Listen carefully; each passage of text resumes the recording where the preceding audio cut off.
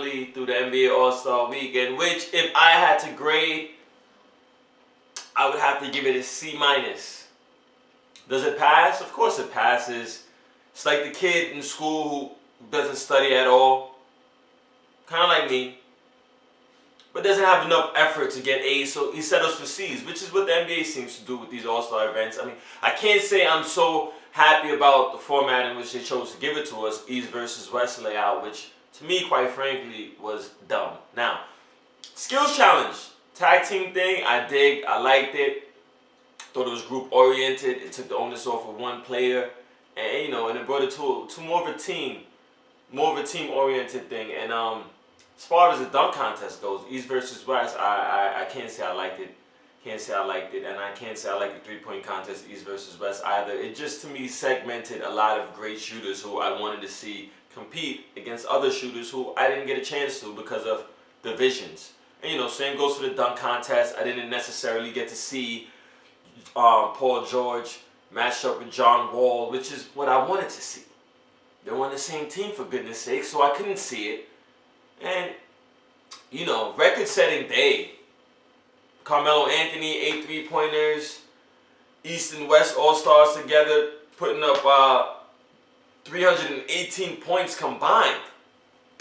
Which just goes to show where the league is and the current status of the league. I've actually written a couple of articles on the state of the league and lack of defense or the emergence of offense, whichever way you choose to perceive it. I think it's a little bit of both. So if you do get a chance, check those out on Tumblr. It's on the Ray Mitchell NYC, and it goes to show where the league is. I mean, both 318 points is a lot of points.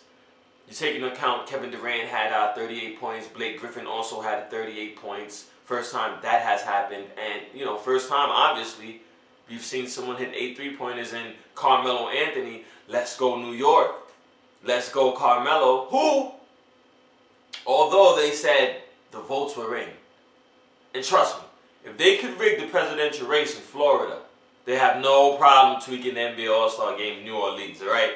And I know that's going a tad bit too far, but I do think Carmelo deserved to win that MVP. I've spoken to Stephen A. Smith about it yesterday on his show, and he told me that he didn't feel as if Carmelo was shafted, but, slighted maybe. And I will have to agree with that. Kyrie played a great game with 31 points, 14 assists. So, Kyrie had an awesome game. Wasn't quite the battle that I thought I would see between LBJ and KD. It was very evident that KD was trying to go after LeBron and, hit a couple of threes over him. But in the end, it didn't matter because Kyrie took over. Carmelo, Anthony, and Kyrie was the highlight of the Eastern Conference. And Blake Griffin, quite frankly, was the highlight of the West. Not even too many shot attempts to get that 38 that he ended up with. So, all in all, a C+. I just upgraded it. I talked myself into giving this NBA All-Star Week a C+. Now, new commissioner in the NBA, I do believe this played heavily in Carmelo Anthony not winning, seeing how he's a part of the old regime and the ushering of the new superstars, and Kyrie Irving being at the forefront of these superstars, and both Kyrie and the new commissioner could lead the NBA into the future. Maybe this is where they were going with that decision, and good decision. I just would have liked to see someone who set a record in Carmelo Anthony, who indeed set an NBA All-Star record, get some notoriety, maybe an MVP. Is that asking too much? Evidently it is. So, back to reality where, the Knicks are struggling. They're mighty 20 and 32 in a year. And they're struggling. They're struggling finding their way. Their defensive concepts still not being grasped by the team. The switch and roll and the switches on the screen and roll still aren't being grasped by the team. We're finding wide open guys with jump shots, guys going straight into the lane. And whether or not this is Woody's fault or the player's fault, at this point, it doesn't even matter whose fault it is. All we do know is the Knicks are playing terrible basketball. They have more losses now at this juncture than they did all of last season. So that should tell you something if you didn't know that, just how terribly the Knicks are playing up until this point. And tall task for the Knicks. They're going into Memphis tonight, and you can't discredit Memphis and the work they're doing over there. I mean, the 29, 23, in the Western Conference, which is a pretty good record. I mean, I think that'll put them somewhere around 5th or 6th in the East. So that should let you know how competitive it is out in the West. And they played well. They played well. I mean, if you look at the numbers here, they're coming into the game 14-4 in their last 18 games, which is amazing. They're 7-2 in their last 9 at home, which the Knicks now have to come into Memphis and defy these odds, defy these numbers. Do I think it's possible?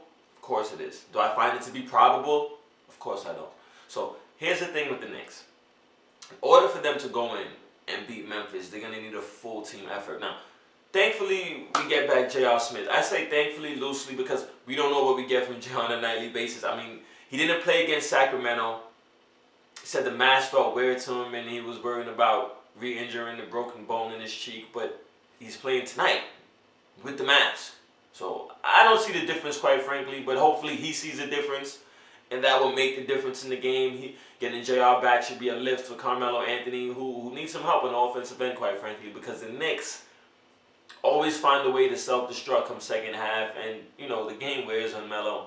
It isn't an all-star game where you're playing out there freely. You know, in these games, you're fighting through screens, you're battling through screens, and you're fighting to get open, so the game really wears on Melo, and come the second half, he will need help, and hopefully JR could provide that help. Now, unfortunately for the Knicks, they will have to play Mike Conley Jr., who before his injury, he's been out his last 7 games. Before his injury, was actually averaging 18.6, so we're going to call it 19, 6.3 assists a night, and that's going to be a huge lift for Memphis.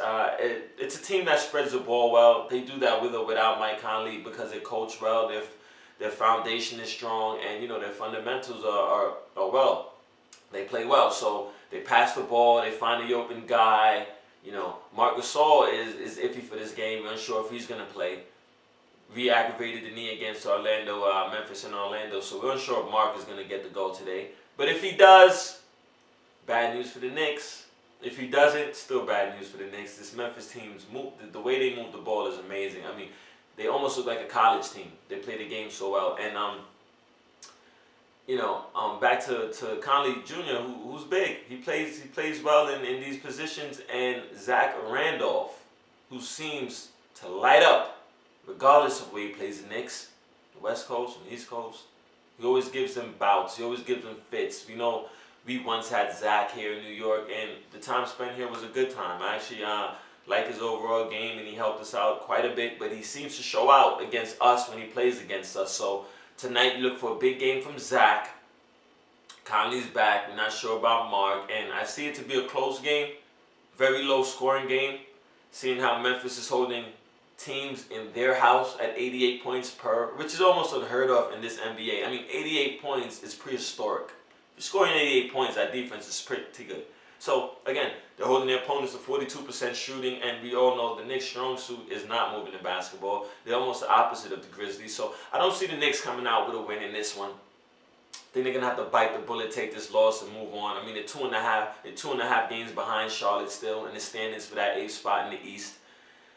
And hopefully they can make up some ground, but unfortunately I don't think that ground making up starts tonight, as Memphis should win the game, I say by 6 or 7 points. So there goes the elephant in the room. You've been watching Ray Mitchell on the couch. That's my analysis of the Knicks tonight, and NBA All-Star Weekend pass, man. You guys have a good one. Tune into the next show.